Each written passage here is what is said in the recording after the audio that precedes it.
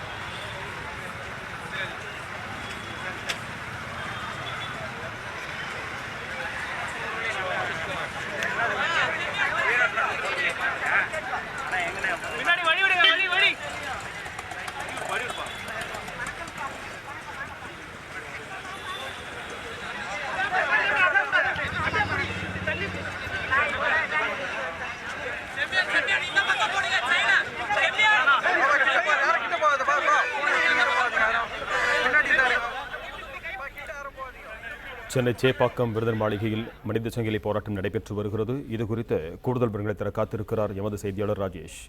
வணக்கம் ராஜேஷ், உங்களிடம் இருக்கும் தகவல்களை சொல்லுங்க. ரஞ்சித் வணக்கம். சென்னை சேப்பாக்கம் விருந்தினர் மாளிகை அருகிலே இருக்கக்கூடிய இடத்திலிருந்து அண்ணா சாலை வரையிலே கிட்டத்தட்ட 2000-3000க்கும் அதிகமான மக்கள் இங்கே மனித சங்கிலி போராட்டத்தில் ஈடுபட்டிருக்கிறார்கள். அதாவது கடந்த 28 ஆண்டு காலத்திற்கும் மேலாக தொடர்ந்து சிறையிலே இருந்து வரக்கூடிய பேரறிவாளன் உள்ளிட்ட 7 பேரை உடனடியாக விடுதலை செய்ய வேண்டும், அந்த கோப்பிலே ஆளுநர் கையெழுத்திட வேண்டும் என்ற கோரிக்கையை வலியுறுத்தி இவர்கள் அனைவரும் இங்கே கூடியிருக்கிறார்கள்.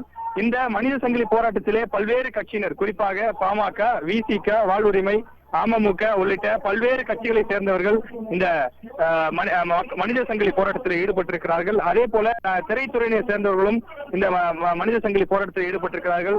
குறிப்பாக சத்யராஜ் நடிகர், அதே போல நடிகர் மற்றும் திரைப்பட இயக்குநராக இருக்கக்கூடிய பொன்வண்ணன், மனோபாலா உள்ளிட்ட பல்வேறு நடிகர் சங்கத்தை சேர்ந்தவர்களும் நடிகர்களும் இந்த மனித சங்கிலி போராட்டத்தில் ஈடுபட்டிருக்கிறார்கள். தமிழ் ஆர்வலர்கள், தமிழ் உணர்வாளர்கள் என பலதரப்பட்ட மக்கள் இந்த சேப்பாக்கம் விருந்தினர் மாளிகை அருகிலே தொடங்கி அண்ணா சாலை வரையிலே ஒரு பக்கமாக சாலையினுடைய ஒரு ஓரத்திலே அவர்கள் அனைவரும் கைகோர்த்து நின்றபடி நின்று கொண்டிருக்கிறார்கள். 4 மணிக்கு துவங்கிய இந்த மனித சங்கிலியானது 6 மணி வரை 2 மணி நேரம் நடைபெறும் என தெரிவிக்கப்பட்டிருக்கிறது.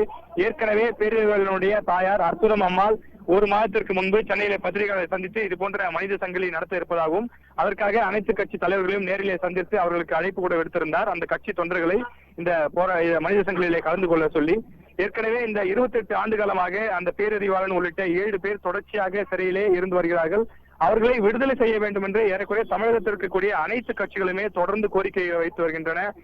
உச்ச நீதிமன்ற தீர்ப்பின்படி தமிழக அரசு சட்டப்பிரிவு 161 பயன்படுத்தி விடுதலை செய்யலாம் என்று தீர்ப்பை வழங்கியிருந்தது. அந்த தீர்ப்பினுடைய அடிப்படையிலே தமிழக அரசானது அமைச்சரவையிலே தீர்மானத்தை நிறைவேற்றி ஆளுநருக்கு பரிந்துரை செய்திருந்தது. ஆனால் அந்த பரிந்துரையை ஆளுநர் 6 மாதத்திற்கு பிறகும் அந்த கோப்பிலே கையெழுத்திடாமல் இருக்கிறார் என்ற குற்றச்சாட்டை முன்வைத்து ஆளுநர் உடனடியாக அந்த கோப்பிலே கையெழுத்திடும் பட்சத்தில் அந்த 7வரும் 28 ஆண்டு காலத்திற்கு பிறகு மீண்டும் வெளியில் வரக்கூடும் என்பதால், எனவே ஆளுநர் அந்த கோப்பில் அந்த கையொப்பமிட்டு அவர்கள் வெளிவருவதற்கு உதவ வேண்டும் என்ற அடிப்படையிலே அற்புதம் அம்மாளுடைய அந்த அழைப்பை ஏற்றி அனைவரும் இங்கே கூடியிருக்கிறார்கள். சுமார் 2 மணி நேரம் இந்த மனித சங்கிலி போராட்டமானது நடைபெற இருக்கிறது. தமிழகத்தில் மட்டுமல்லாமல் புதுச்சேரியிலும் இந்த மனித சங்கிலி போராட்டமானது இதே நேரத்தில் நடைபெற இருக்கிறது. தமிழகத்தில் சென்னையில் மட்டுமல்லாமல் திருச்சி, கோவை, சேலம் உள்ளிட்ட 8 இடங்களில் தமிழகத்தில் நடக்கிறது. அதே போல புதுச்சேரியிலும் அந்த தலைநகரில் நடக்கிறது. பல்வேறு கட்சி தொண்டர்கள் அந்த மாநிலத்திலும் கூட அங்க இருக்கக்கூடியவர்கள் கலந்து கொள்கிறார்கள். தொடர்ந்து இந்த 2 மணி நேரம் அவர்கள் மனித சங்கிலியில் ஈடுபட இருக்கிறார்கள்.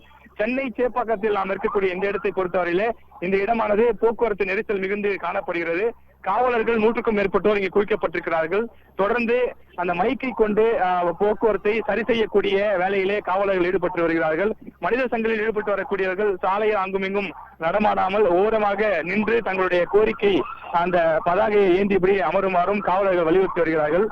தற்போது 1 மணி நேரம் கடந்திருக்கக்கூடிய நிலையில் மீண்டும் இன்னும் தொடர்ச்சியாக 1 மணி நேரம், அதாவது 6 மணி வரை இந்த மனித சங்கிலி போராட்டமானது இந்த இடத்தில் நடைபெற இருக்கிறது. ரஞ்சித்.